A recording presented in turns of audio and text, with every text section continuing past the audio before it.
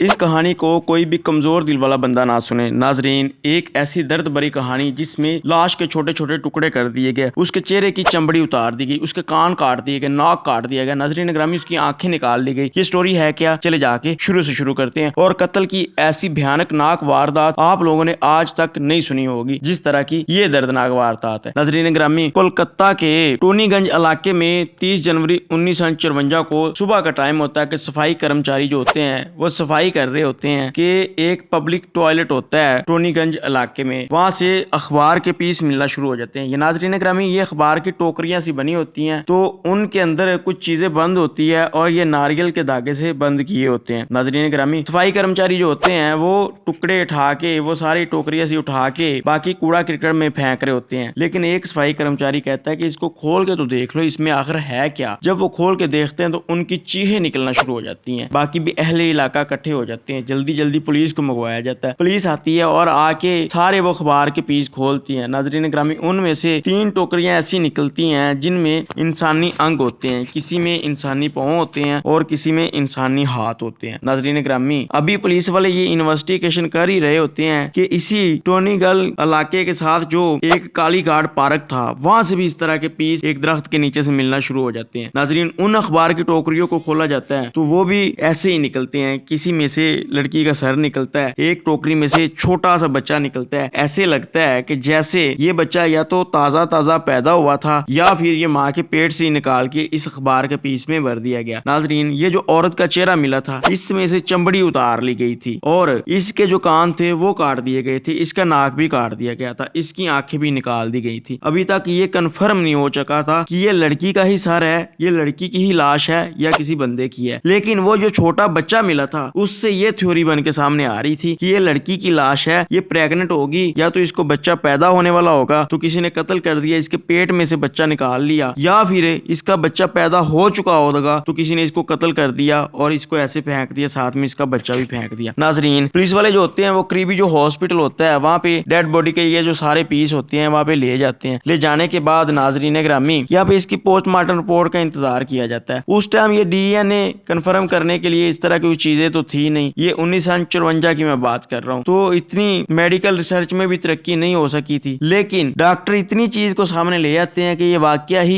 ایک عورت کی ڈیڈ باڈی ہے، لیکن پتہ نہیں چلتا یہ کس عورت کی ڈیڈ باڈی ہے۔ پولیس والے جو ہوتے ہیں دائیں بائیں سارے پولیس تھانوں میں یہ خبر بھی بھیجتے ہیں کہ کہیں پہ کوئی مسنگ رپورٹ درج کی گئی ہو کسی لڑکی کی، لیکن کوئی بھی مسنگ رپورٹ درج نہیں ہوئی ہوتی۔ یوں ناظرین گرامی وقت گزرنا شروع ہو جاتا ہے اور ناظرین 30 جنوری کو یہ ٹکڑے ملے تھے، اب 15 فروری آ چکی تھی۔ پولیس والے جو ہوتے ہیں وہ تنگ آ کے یہ پرائیویٹ ڈیٹیکٹیو جو ہوتے ہیں ان کو یہ کیس دے دیتے ہیں کہ آپ لوگ یہ کیس حل کریں۔ یوں ناظرین گرامی، ایک پرائیویٹ ڈیٹیکٹیو ہوتا ہے جس کا نام ہوتا ہے سنندر ناتھ گوشے۔ ناظرین، یہ بندہ اس کیس کی انویسٹیگیشن شروع کر دیتا ہے۔ یوں ناظرین 15 فروری سے لے کے 25 فروری آ جاتی ہے، لیکن اس بندے کے ہاتھ کوئی چیز نہیں آتی، باقی جو اس کی ٹیم ہوتی ہے اس کے ہاتھ بھی کوئی چیز نہیں آتی۔ ناظرین، یہ سارے لوگ حیران ہوتے ہیں کہ آخر اس لڑکی کو کیسے پہچانیں گے کہ یہ کس کی ڈیڈ باڈی ہے، آخر کسی لڑکی کی کوئی مسنگ کمپلین بھی نہیں آ رہی۔ ناظرین گرامی، اس ٹائم یہ جو ادارہ تھا، یہ جو ڈیٹیکٹیو تھے، یہ سرکاری ادارہ ہوا کرتا تھا ناظرین، لیکن کوئی چیز ان کے ہاتھ نہیں آ رہی تھی۔ 25 فروری کو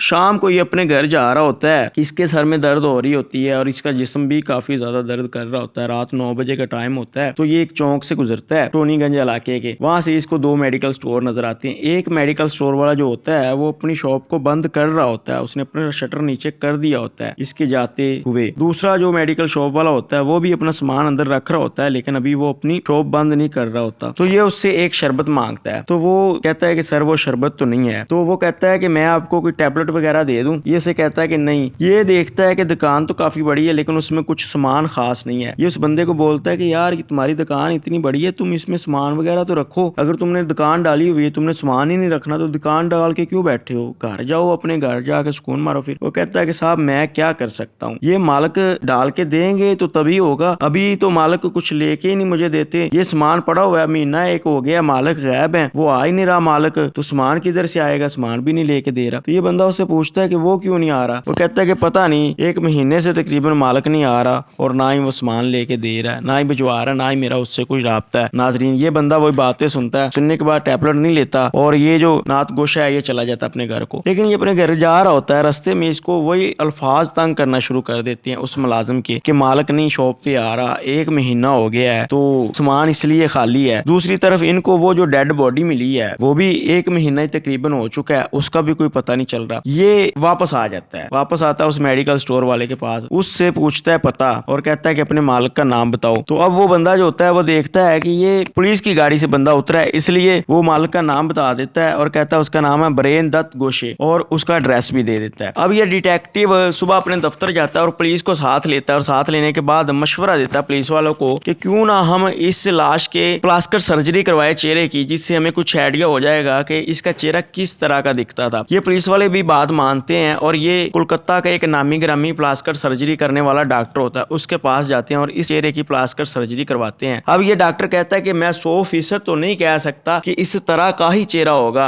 इस लड़की का, लेकिन मैं ये कह सकता हूँ कि 70-80% इस तरह का चेहरा होगा। नाजरीन ग्रामी, ये उसकी काफी सारी तस्वीरें बनाते हैं। तस्वीरें बनाने के बाद अब ये डिटेक्टिव क्या करता है कि इसको जो एड्रेस उस मुलाजिम ने दिया था ये उस एड्रेस के ऊपर जाता है, लेकिन वहां पे ताला लगा होता है। तो अब ये अहले इलाका से पूछते हैं कि ये जो घर वाले हैं ये किधर गए। तो जो उसके हमसाये होते हैं वो बताते हैं कि पिछली 30 जनवरी को ये इस घर वाले जो हैं ये घर से कहीं गए हुए, हमें नहीं मिल रहे। तो वो पूछता है कि इनके घर में कौन कौन रहता था। तो अहले इलाका बताते हैं कि यहाँ पे एक बंदा रहता है जिसका नाम होता है ब्रेन गोशे और एक उसकी बीवी है जिसका नाम है बाला रानी, तो एक उनका बेटा है। नाजरीन ग्रामी, अभी वो ऐसे बात कर रहे होते हैं कि करीब से एक औरत गुजर रही होती है। वो औरत कहती है कि मुझे पता है कि वो किधर गए हैं और कब गए हैं। तो ये डिटेक्टिव पूछता है कि बताओ। वो कहती है कि सीन कुछ यूं है कि उसकी बीवी जब भी कभी बाहर जाती थी तो वो अपना बेटा मेरे पास छोड़ के चली जाती थी। तो ऐसे ही उसको बच्चा होने वाला था, तो 28 जनवरी को उसका जो शोहर था ब्रेन दत्त वो उसको हॉस्पिटल लेके जाता है और अपना बेटा मेरे पास छोड़ जाता है कि ये 2-3 दिन के लिए मेरे बच्चे को संभालो, तुम्हारी भाभी की तबीयत खराब है तो मैं उसे हॉस्पिटल लेके जा रहा हूँ। मैं कहती हूँ ठीक है। तो वो 30 जनवरी को वापस आता है, इसलिए मुझे एग्जैक्ट दिन का पता है। तो 30 जनवरी को वो अपना बच्चा लेके चला जाता है, लेकिन उस दिन के बाद हमें नहीं पता चला कि वो किधर गए, वो वापस ही नहीं आए। तो अब ये पुलिस वाला पूछता है कि उनका कोई और पता हो। वो कहती उनका तो पता नहीं है, लेकिन यहाँ पे करीब ही उनके कोई रिश्तेदार रहते हैं, वहां से आप लोगों को उनका पता मिल सकता है। यूं नाजरीन, पुलिस वालों को इस चीज की समझ आ जाती है। अब पुलिस वाले उसका रिश्तेदार ढूंढना शुरू कर देते हैं, लेकिन नाजरीन ग्रामी उनका कोई भी रिश्तेदार नहीं मिल रहा होता। लेकिन ढूंढते ढूंढते पुलिस वालों को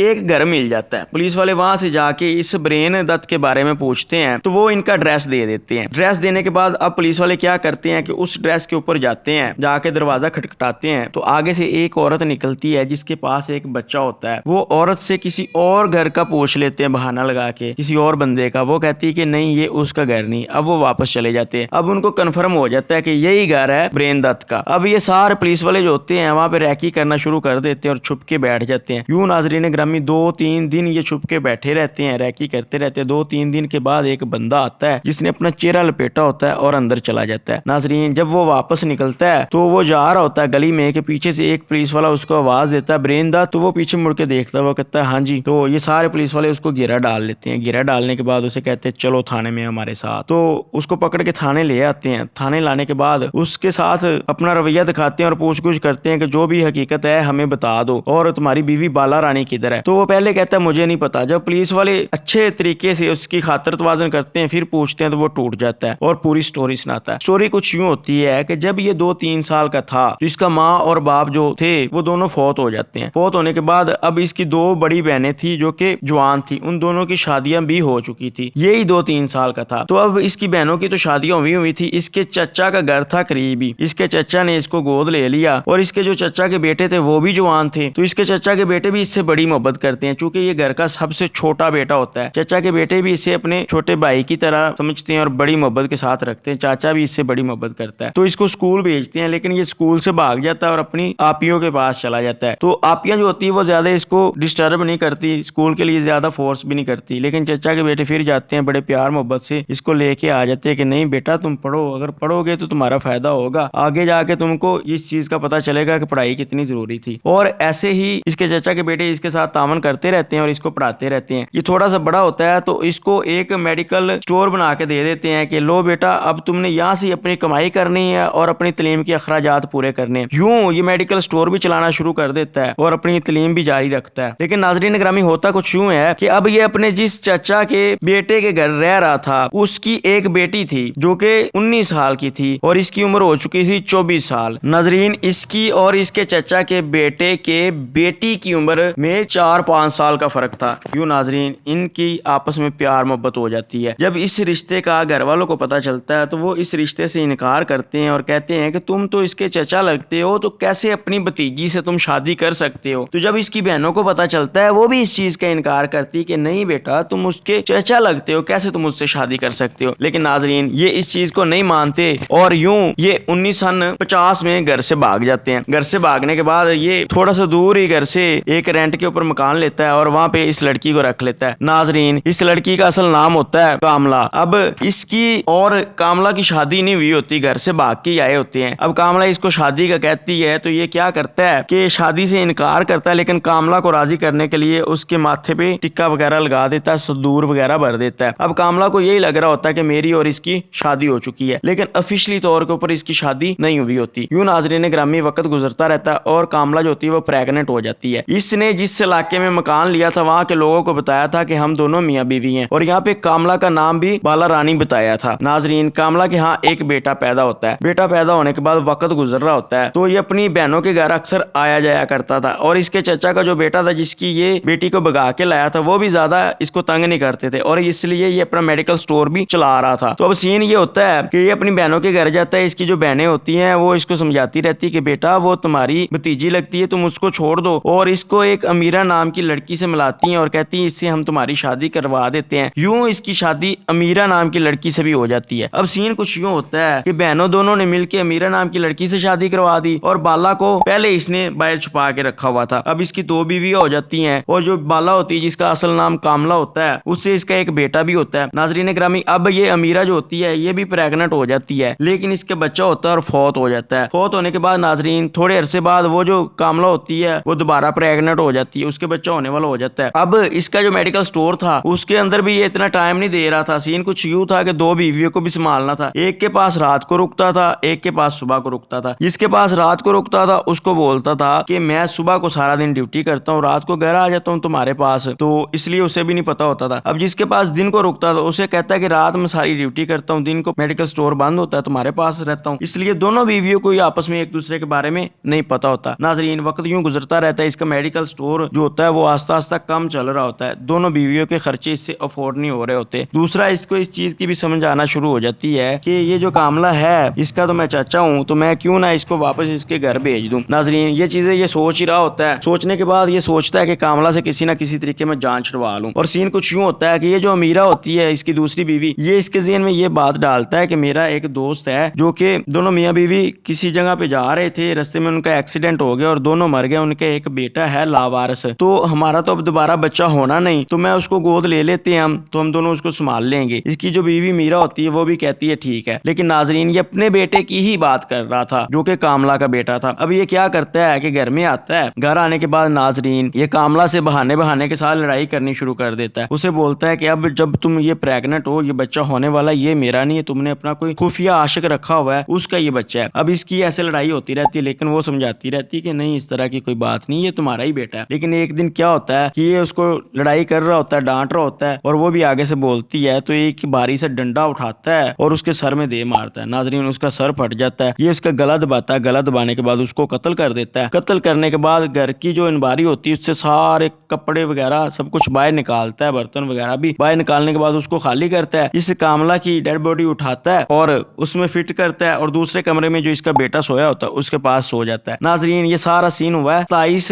जनवरी की रात को। नाजरीन आगे वाला दिन आ जाता है 28 जनवरी। 28 जनवरी को ये अपने बेटे को लेके हमसाई के पास जाता है। उसको बोलता है कि मेरी बीवी जो है उसको पेन होना शुरू हो गई है, मैं उसको हॉस्पिटल लेके जा रहा हूँ, तो तुम मेरे बच्चे को 1-2 दिन के लिए संभाल लो। वो भी कहती है ठीक है। तो ये वापस आता है घर आने के बाद ये दोपहर को जाता है बाजार, वहां से काफी बड़े छुरे खरीद के लाता है और अपने मेडिकल स्टोर से एक बंडल अखबारों का उठा के ले आता है। होता कुछ यूं है कि इसके मेडिकल स्टोर के ऊपर अखबारें लगी होती हैं रोज की, तो ये उनको सेल नहीं करता रद्दी के तौर के ऊपर, घर में ही रखता है या मेडिकल स्टोर के ऊपर ही रखता रहता है क्योंकि इसके अखबारें पढ़ने का शौक होता है। जब भी दिल करता है निकाल के पढ़ लेता है। वहां से जो बंडल लाता है उनके ये टोकरियां वगैरह बनाता है रात को और उस लाश को बाहर निकालता है 28 जनवरी की रात को। बाहर निकालने के बाद उसके पीस करता है छोटे छोटे और आधी टोकरियों में वो पीस भर देता है। अब नाजरीन ये फिर उठता है, उठने के बाद अपनी दूसरी बीवी मीरा के पास चला जाता है। मीरा के पास जाने के बाद अगले दिन फिर ये आता है 29 जनवरी को आके फिर बाकी बाकी जो लाश होती है उसके सारे पीस भर देता है टोकरियों में। भरने के बाद ये 29 जनवरी की रात को ही बाहर जाता है और जो पब्लिक टॉयलेट होते हैं उनके पास ये कुछ पीस फेंक के आ जाते हैं और कुछ टोकरियां फेंक के आ जाता है। बाकी जो टोकरियां होती हैं वो कारी घाट पार्क के पास फेंक के आ जाता है एक दरख्त के नीचे। यूं ये आगे वाले दिन उस सफाई कर्मचारी को मिल जाती। अब पुलिस वालों को इसकी सारी स्टोरी समझ आ जाती है। नाजरीन, स्टोरी समझ आने के बाद पुलिस वालों को अब इसके खिलाफ सबूत इकट्ठा करने थे, लिहाजा पुलिस वाले उस घर में जाते हैं जिसमें इसने उसको कत्ल किया होता है। कत्ल करने के बाद इसने घर में तेजाब वगैरह डाल के उसकी अच्छे से सफाई की होती है, लेकिन पुलिस वाले जो होते हैं जो भी सबूत उनको मिलते हैं हाथ लगते हैं वो ले आते हैं। अब लाश के टुकड़े तो उनके पास थे ही, जिन छुरों के साथ इसने उसके कत्ल किए थे वो पुलिस वाले छुरे भी बरामद कर लेते हैं और बाकी जो अखबार बचा होता है वो भी बरामद कर लेते हैं। यूं नाजरीन ग्रामी 2 महीनों के अंदर ये केस हल हो जाता है और पुलिस जो होती है अलीपुर सेशन कोर्ट में इसको पेश कर देती है। नाजरीन, इसका ट्रायल चलना शुरू हो जाता है। नाजरीन ग्रामी 31 जनवरी 1954 को ये सारा मामला पेश आया था। 2 महीने बाद इसका केस हल हो गया था और सेशन कोर्ट जो होती है वो 1955 में आके फैसला करती है और इसको सजाए मौत दे देती है। नाजरीन, ये सजाए मौत को हाई कोर्ट में चैलेंज करता है, लेकिन नाजरीन ग्रामी 1955 को ही हाई कोर्ट जो होती है वो भी इसकी पिटीशन को खारिज कर देती है और